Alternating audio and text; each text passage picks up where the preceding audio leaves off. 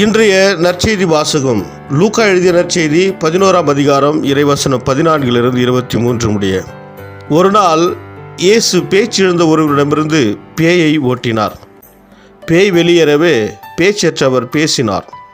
கூட்டத்தினர் வியந்து நின்றனர். அவர்களுள் சிலர் பேய்களின் தலைவனாகிய பெயல்செபூலை கொண்டே இவன் பேய்களை ஓட்டுகிறான் என்றனர். வேறு சிலர் அவரை சோதிக்கும் நோக்குடன் வானத்திலிருந்து ஏதேனும் ஒரு அடையாளம் காட்டுமாறு அவரிடம் கேட்டனர்.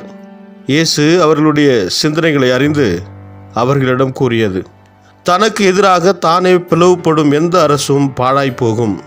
அவ்வாறு பிளவுபடும் வீடும் விழுந்துவிடும். சாத்தானும் தனக்கு எதிராக தானே பிளவுபட்டு போனால் அவனது அரசு எப்படி நிலைத்து நிற்கும்? பெயல்செபூலை கொண்டு நான் பேய்களை ஓட்டுகிறேன் என்கிறீர்களே. நான் பெயல்செபூலை கொண்டு பேய்களை ஓட்டுகிறேன் என்றால் உங்களைச் சேர்ந்தவர்கள் யாரை கொண்டு பேய் ஓட்டுகிறார்கள்? ஆகவே அவர்களே உங்கள் கூற்று தவறு என்பதற்கு சாட்சிகள். நான் கடவுளின் ஆற்றலால் பேய்களை ஓட்டுகிறேன் என்றால் இறையாட்சி உங்களிடம் வந்துள்ளது அல்லவா? வலியவர் ஆயுதம் தாங்கி தம் அரண்மனையை காக்கிற போது அவருடைய உடைமைகள் பாதுகாப்பாக இருக்கும். அவரை விட மிகுந்த வலிமையுடையவர் ஒருவர் வந்து அவரை வென்றால் அவர் நம்பியிருந்த எல்லா படைக்கலன்களையும் பறித்து கொண்டு கொள்ளை பொருளையும் பங்கிடுவார். என்னோடு இராதவர் எனக்கு எதிராக இருக்கிறார். என்னோடு இணைந்து மக்களை கூட்டிச் சேர்க்காதவர் அவர்களை சிதறடிக்கிறார். ಇದು ಕ್ರಿಸ್ತು வழங்கும் நற்செய்தி. கிறிஸ்துவே உமக்கு புகழ். ಲೂಕ ಅಧ್ಯಾಯ 11 ವಚನ 14-23 ಒಮ್ಮೆ ಯೇಸು ಮೂಕ ದೆವ್ವದಿಂದ ಪೀಡಿತನಾಗಿದ್ದ ಒಬ್ಬನನ್ನು ಬಿಡಿಸಿದನು. ಆ ದೆವ್ವವು ಅವನನ್ನು ಬಿಟ್ಟು ಹೊರಗೆ ಬಂದಾಗ ಅವನು ಮಾತಾಡಿದನು. ಇದನ್ನು ಕಂಡ ಜನರು ಬೆರಗಾದರು. ಆದರೆ ಕೆಲವರು, ದೆವ್ವದಿಂದ ಪೀಡಿತರಾಗಿರುವವನು ಇವನು ಬೆಲ್ಜೆಬೂಲನ ಶಕ್ತಿಯಿಂದ ಬಿಡಿಸುತ್ತಾನೆ, ಬೆಲ್ಜೆಬೂಲನು ದೆವ್ವಗಳ ಅಧಿಪತಿ ಎಂದು ಹೇಳಿದರು. ಇತರ ಜನರು ಯೇಸುವನ್ನು ಪರೀಕ್ಷಿಸಬೇಕೆಂದು, ದೇವರಿಂದ ಒಂದು ಸೂಚಕ ಕಾರ್ಯವನ್ನು ನಮಗೆ ತೋರಿಸು ಎಂದು ಕೇಳಿದರು. ಆದರೆ ಅವರ ಆಲೋಚನೆಯನ್ನು ತಿಳಿದಿದ್ದ ಯೇಸು ಅವರಿಗೆ, ಒಡೆದು ಹೋದ ಮತ್ತು ತನಗೆ ವಿರುದ್ಧವಾಗಿ ತಾನೇ ಕಾದಾಡುವ ರಾಜ್ಯವು ನಾಶವಾಗುವುದು, ಭೇದ ಭಾವದಿಂದ ಕೂಡಿರುವ ಕುಟುಂಬವು ಮುರಿದು ಹೋಗುವುದು. ಅಂತೆಯೇ ಸೈತಾನನು ತನಗೆ ವಿರುದ್ಧವಾಗಿ ತಾನೇ ಕಾದಾಡಿದರೆ ಅವನ ರಾಜ್ಯವು ಮುಂದುವರಿಯಲು ಹೇಗೆ ಸಾಧ್ಯ? ನಾನು ದೆವ್ವಗಳನ್ನು ಬೆಲ್ಜೆಬೂಲನ ಶಕ್ತಿಯಿಂದ ಬಿಡಿಸುತ್ತೇನೆಂದು ನೀವು ಹೇಳುತ್ತೀರಿ. ನಾನು ಬೆಲ್ಜೆಬೂಲನ ಶಕ್ತಿಯಿಂದ ದೆವ್ವಗಳನ್ನು ಬಿಡಿಸುವುದಾಗಿದ್ದರೆ ನಿಮ್ಮ ಜನರು ದೆವ್ವಗಳನ್ನು ಯಾವ ಶಕ್ತಿಯಿಂದ ಬಿಡಿಸುತ್ತಾರೆ? ಆದ್ದರಿಂದ ನಿಮ್ಮ ಸ್ವಂತ ಜನರೇ ನಿಮ್ಮನ್ನು ತಪ್ಪಿಸ್ತರೆಂದು ಹೇಳುತ್ತಾರೆ. ಆದರೆ ನಾನು ದೆವ್ವಗಳನ್ನು ದೇವರ ಬಲದಿಂದ ಹೊರಡಿಸುವುದಾದರೆ ದೇವರ ರಾಜ್ಯವು ನಿಮ್ಮ ಬಳಿಗೆ ಬಂದಿದೆ ಎಂಬುದಕ್ಕೆ ಇದೇ ಸಾಕ್ಷಿಯಾಗಿದೆ.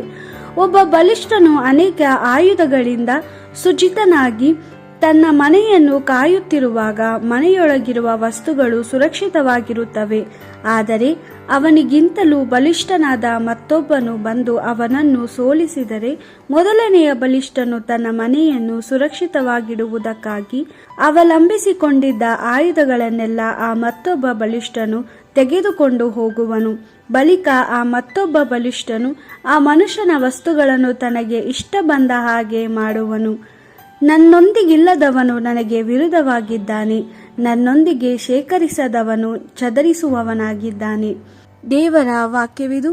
ದೇವರಿಗೆ ಕೃತಜ್ಞತೆ ಸಲ್ಲಲಿ. Gospel according to Luke chapter 11 verse 14-23. One day Jesus was driving out a demon that caused dumbness. When the demon had been driven out and the dumb man could speak, the people were amazed.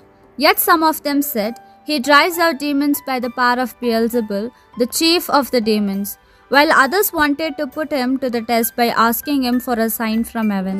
But Jesus knew their thoughts and said to them, "Every nation divided by civil war is on the road to ruin, and a family divided against itself will be destroyed.